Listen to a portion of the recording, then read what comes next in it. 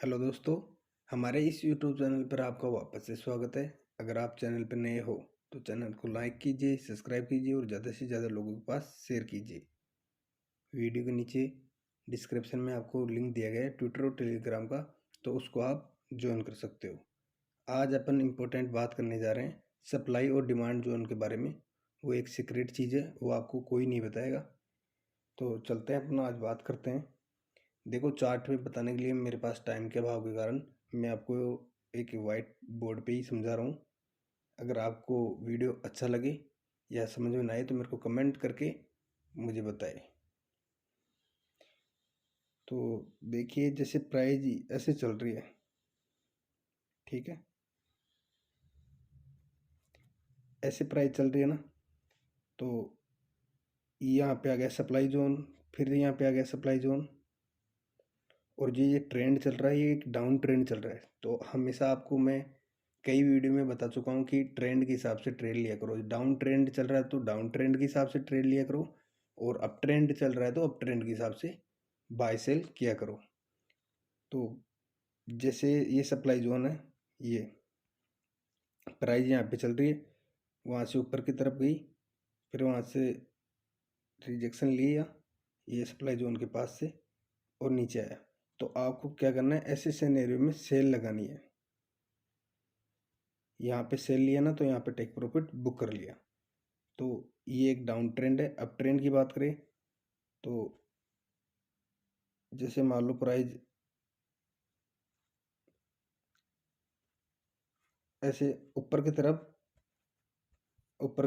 Reverse हो रही है। ये प्राइस जैसे ऊपर की तरफ रिवर्स हो रही है तो ये एक अप ट्रेंड है। और अप ट्रेंड ऐसे होता है जैसे यहाँ पे प्राइस चल रही है और थोड़ा ऊपर जा रहा है, फिर करेक्शन ले रहा है, फिर थोड़ा ऊपर जा रहा है, फिर करेक्शन ले रहा है, फिर इससे भी ऊपर जा रहा है, फिर करेक्शन ले रहा है। तो देखो, यहाँ पे डिमांड जोन आ गया, यहाँ पे डिमांड जोन आ गया, और इसके नीचे भी डिमांड जोन आ गया। तो आपको क्या करना है, यहाँ पे ऐसे अप ट्रेंड चल रहा हो ना तो उसके हिसाब से आपको, जैसे प्राइस यहाँ पे चल रही है, ऊपर गई, नीचे डिमांड जोन पे आई ना, फिर तो आप यहाँ पे बाय ले सकते हो, बाय के ऑर्डर लगा सकते हो, और यहाँ पे ट्रेक प्रॉफिट बुक कर सकते हो।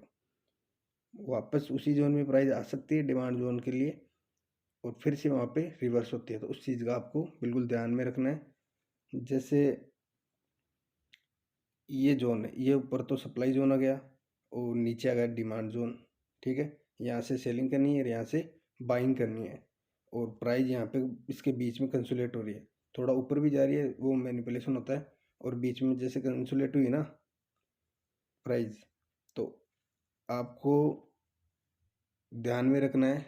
और आपको ये पता होना चाहिए कि प्राइस कुछ एरिया में, जैसे यहाँ पे कंसोलिडेट हो रही है ना, उस एरिया का पता होना चाहिए कि प्राइस कितने दिन से कंसोलिडेट हो रही है या कितने टाइम फ्रेम पे ये प्राइस यहाँ पे कंसोलिडेट हो रही है। तो कंसोलिडेट होने के बाद में जैसे ऊपर तो आ गया सब सप्लाई जोन और नीचे आ गया डिमांड जोन, तो उसी के हिसाब से यहाँ पे तो बाय लेना है और यहाँ पे सेल लेना है। फिर यहाँ पे नीचे आया ना ये, तो यहाँ पे सेल लिया तो यहाँ पे टेक प्रॉफिट बीच में भी कर सकते हो सिनेरियो के हिसाब से।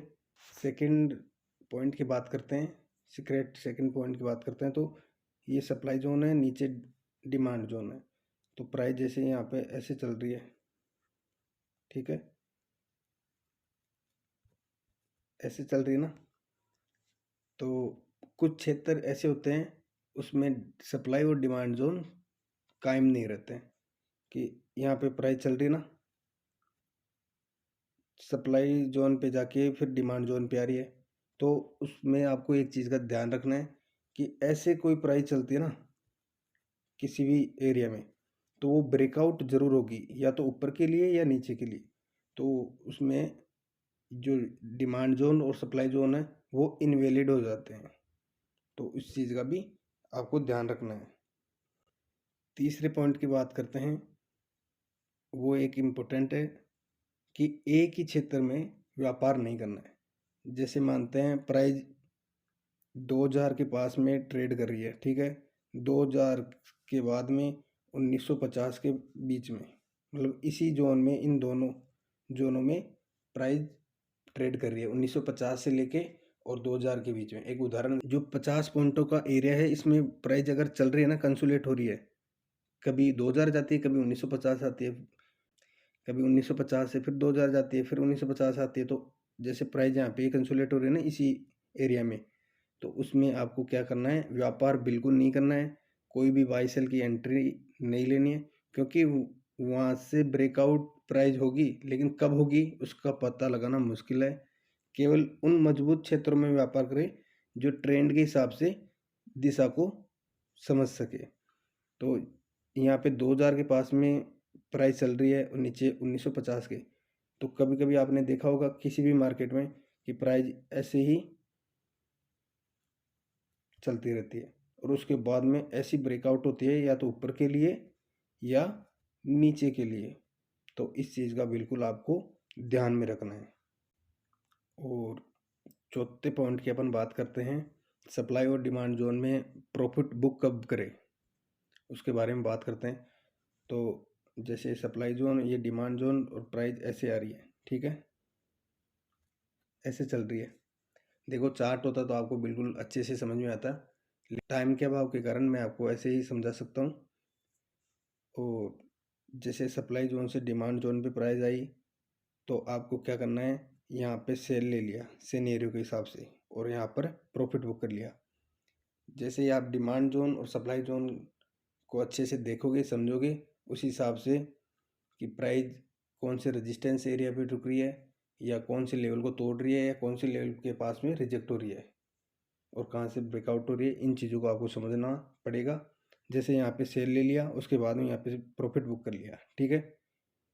ऐसे करने के बाद में जैसे डिमांड जोन पे आ गई ना प्राइस, तो यहाँ पे आप प्रॉफिट बुक करके सेल वाली का और यहाँ से बाय ले सकते हो, और ऊपर यहाँ पे बाय वाली का प्रॉफिट बुक कर सकते हो। और यहाँ पे भी ना करो ना, तो जैसे यहाँ पे बाय कर लिया तो स्टॉप लॉस के साथ में जो ट्रेडिंग करना ही है, इसके नीचे आप स्टॉप लॉस लगा सकते हो इसी जोन में। अगर प्राइस नीचे की तरफ ब्रेकआउट होती है तो आपका स्टॉप लॉस खा जाएगा, और ऊपर की तरफ होती है तो आपके यहाँ पे टेक प्रॉफिट अच्छा सा लाभ आपको मिल जाएगा। तो यहाँ पे प्रॉफिट बुक ऐसे करना है और सोच समझ के करना है। पांचवें पॉइंट की बात करते हैं, जैसे प्राइस ऐसे चल रही है